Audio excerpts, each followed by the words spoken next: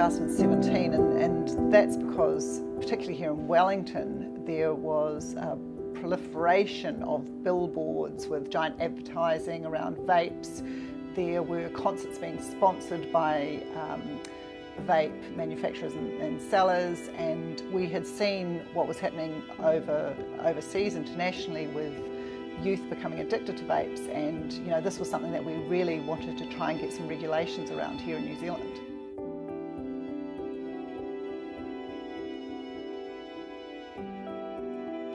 The findings were really surprising.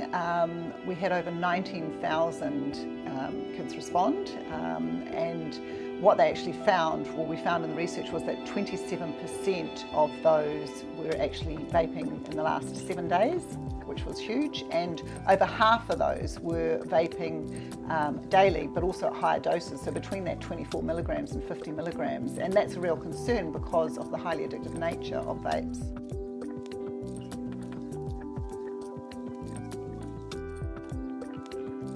So obviously calling for the regulations was something that we pushed for, and of course I presented at the Health Select Committee on this subject, but we also created the Don't Get Sucked In website as a really good general portal for people to talk to their teenagers about vaping. They can do a simple quiz to see what the understanding is.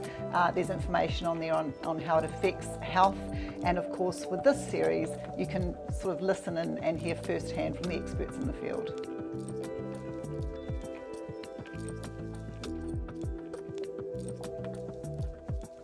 Yeah, so our first speaker is Sharon Pihima, and she's talking about her daughter Kahu, who has really struggled with vaping, becoming quite addicted to the vapes, and it's really affected her health, and how the family has coped with trying to curb that addiction of vaping products.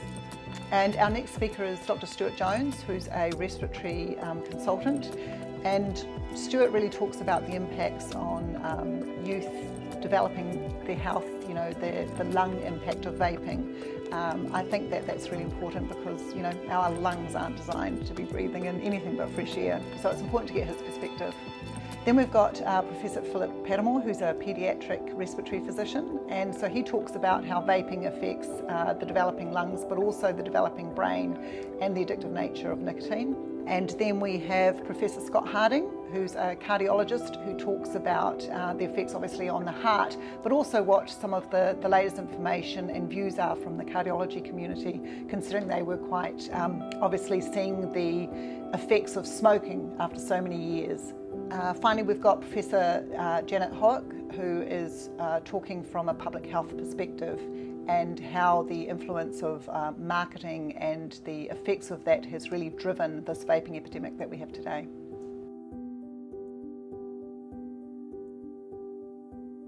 It's really interesting to be able to get all of those different perspectives around vaping, the way it affects the health, the heart, the lungs, the developing brain for teenagers, a parent's viewpoint with their child being addicted to vapes. It was important for us to just get that snapshot of where we are today and see whether the regulations have made an impact, but also where we still need to improve. And the best way to do that is to get informed, and hopefully, we can make some recommendations of how we can go further to stop our teenagers from becoming addicted to vaping.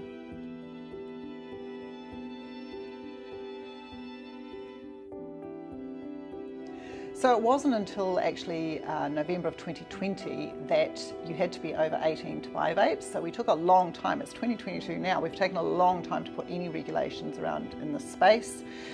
Some of the regulations which the Asthma and Respiratory Foundation is calling for is limiting the amount of nicotine. It's really important. So we would like to see it limited to 20 milligrams, which is in line with the European Union, as opposed to the 50 milligrams that we've got here, which is highly addictive. That's the equivalent to like a pack and a half of cigarettes. So limiting that highly addictive nature of the nicotine is important for us. Also, not having vapes so easily accessed in around schools is really important. That's something we would like to see. And also the shop advertising and displays. We want to really clamp down on that. We don't think they should be visually seen from the windows as teenagers and people of public are walking past.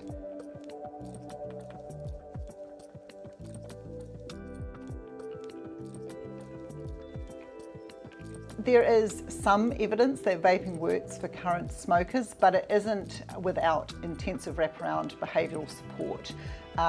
Evidence that you can just go into a shop and buy a vape without that wraparound service. There's very limited data as vaping to be used as a smoking cessation tool, and I think we do need to remember that.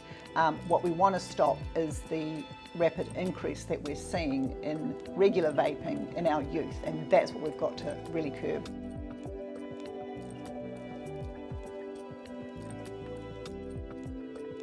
So probably the biggest surprise is they don't realise the nicotine levels that are in these vapes. You know, they're really surprised to hear that they can be up to 50 milligrams of nicotine when we've heard from parents that their kids are going through a pod in 2 or 3 hours at parties.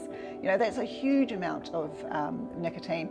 And the problem is, you know, parents go, yeah, well, kids experiment, but they're experimenting with something which is highly addictive. It's one of the top 5 most addictive products, and that's what surprises a lot of parents.